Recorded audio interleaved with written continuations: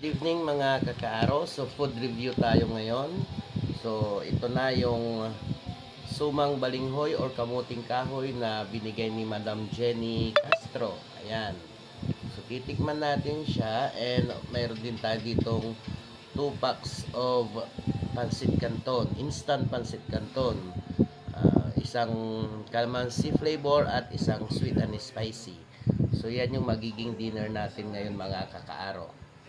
So, pinartner natin siya instead of rice, pinartner natin yung suman na kamuting kahoy or balinghoy or kasaba.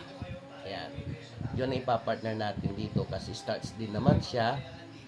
And then, instead of rice ay yung kasaba na sinuman ni Miss or ni Madam Jenny Castro. Ayan.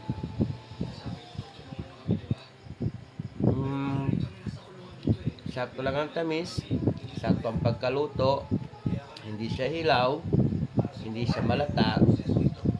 Ganon ang kagandahan pag bagong bunot or bagong ani na kasaba or balinghoy or kamuting kahoy or kung ano man ang tawag ninyo sa inyong mga probinsya or lugar mga kakaaro.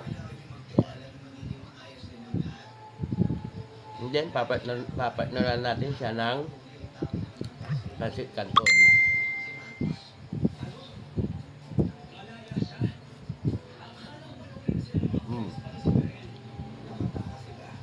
So ito yung magiging sabi nila, don't talk when your mouth is full. Diba? So I'm sorry mga kakaaro. Anyway, ito nga, sakto yung partnership niya ng instant pancit canton at kasaba na ginawang suman. So paano? Masarap pala kakaaro.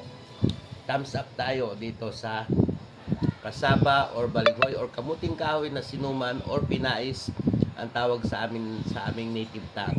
So again, thank you kay Madam Jenny Castro and sa kanyang Mr. na si Mr.